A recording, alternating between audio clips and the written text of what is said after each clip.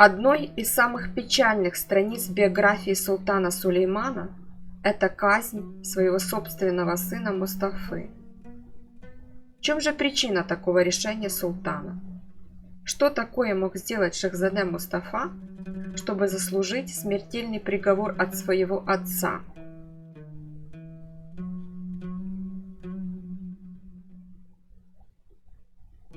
Шахзаде Мустафа родился в 1515 году в Манисе в семье будущего султана Сулеймана I и черкешенки Махидевран.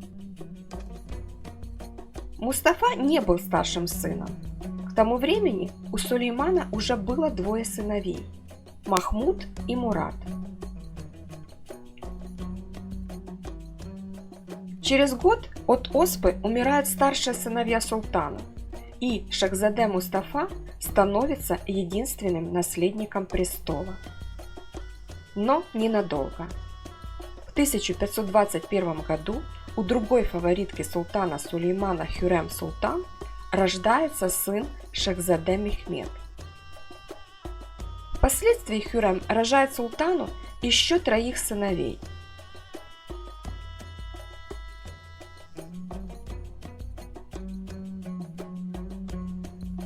С детства Мустафа был обожаемым простым народом и армией. Он получил отличное образование и военную подготовку. В юности принимал участие в нескольких завоевательных кампаниях своего отца. Сулейман видел в старшем сыне великого воина, который своей суровостью и страстью к военным походам напоминал султану его отца, Селима Грозного.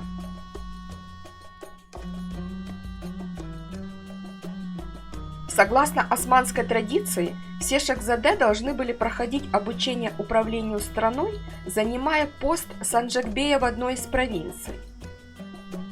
Старший сын и наследник престола чаще всего становился санджакбеем Манисы. Султан Сулейман также был наместником провинции Маниса и именно оттуда начал свой путь на султанский трон.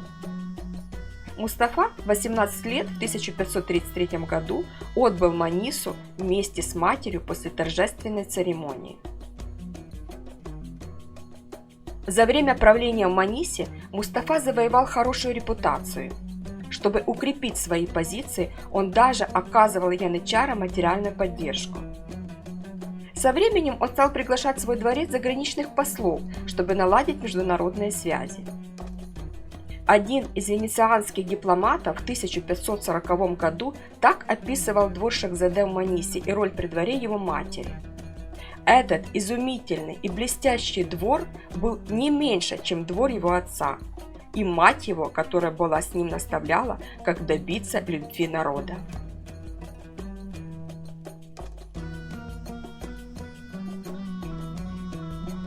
Однако со временем его популярность и любовь среди народа и янычар стали тревожить султана Сулеймана.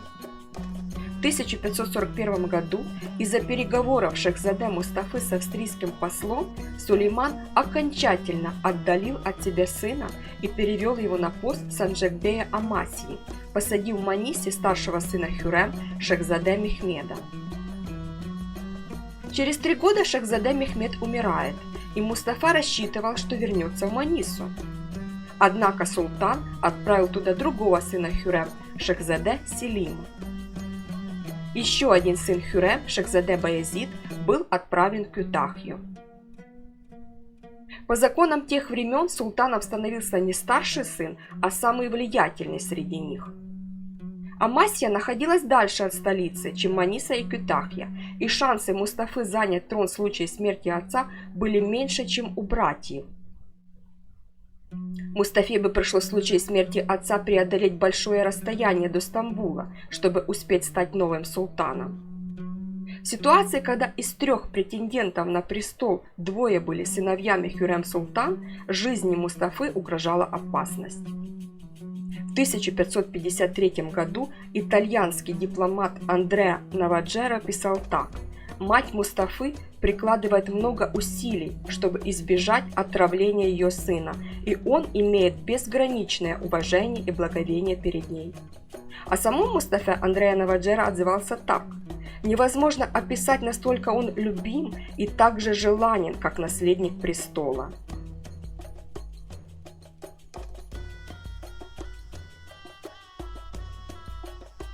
Когда султан Сулейман уже был в возрасте, у него все чаще случались тяжелые приступы водянки.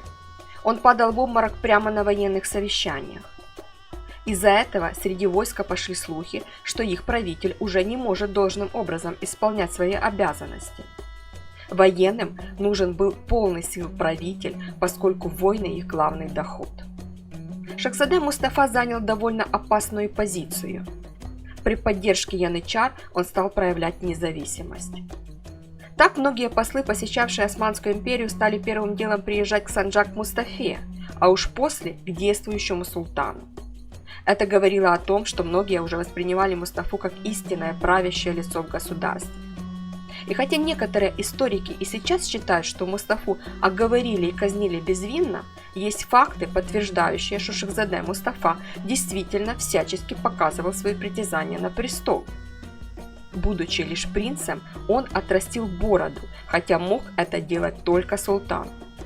Также Мустафа изготовил собственную тугру, персональный знак падишаха.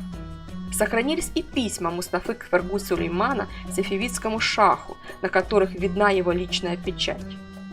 Слухи того времени гласили, что к концу правления Сулеймана I борьба за трон между его сыновьями стала очевидной. Кроме того, как считали некоторые современники, Хюррем и ее зять великий визирь Рустем Паша настраивали султана против Мустафы, обвиняя его в заговоре против султана и организации беспорядков с целью государственного переворота.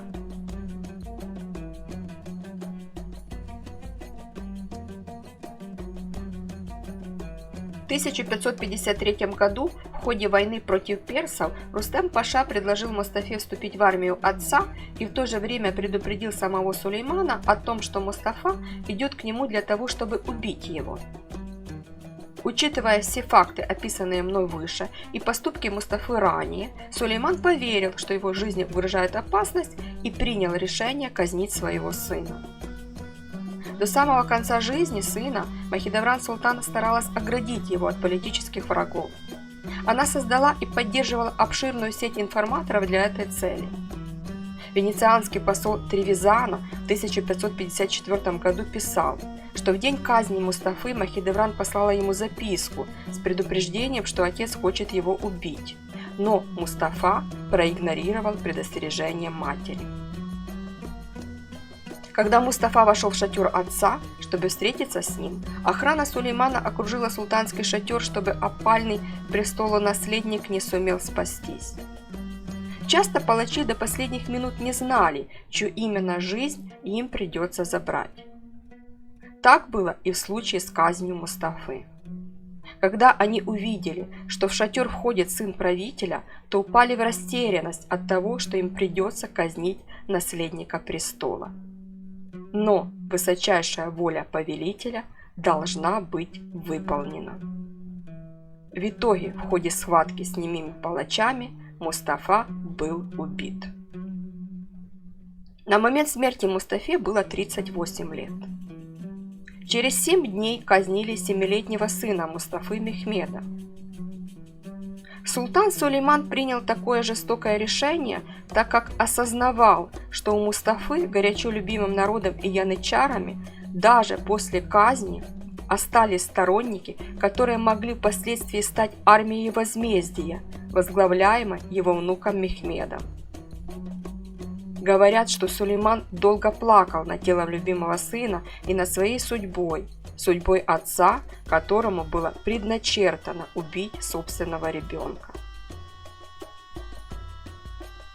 После казни Мустафы началась череда волнений и беспорядков среди народа. Армия Мустафы выразила несогласие с решением султана. Солдаты открыто обвиняли Хуррем Султан и ее зятя Рустема Пашу в политическом заговоре, который послужил причиной казни их предводителя. Чтобы усмирить народное волнение, султан Сулейман отстранил Рустема Пашу от занимаемой должности. Решение Сулеймана снизило степень волнения в народе. Шахзаде Мустафу похоронили в комплексе Мурадия в Бурсе. где по приказу Селима II построили мавзолей. Там же похоронили и Махидевран Султан, женщину, которая отчаянно боролась за жизнь и благополучие единственного любимого сына, но так и не сумела его спасти. Кто знает, каким бы был правителем Шахзаде Мустафа, если бы стал султаном. Но история не терпит сослагательного наклонения «если». Возможно, он пошел на поводу у своих советчиков из собственных амбиций. Ясно одно – Мустафа поспешил и совершил несколько роковых ошибок, которые привели его к смертной казни. Он недооценил своего отца и, скорее всего, даже не мог предположить, что родной отец решится на его убийство. Но история знает очень много примеров, когда отцы ради власти убивали своих собственных детей.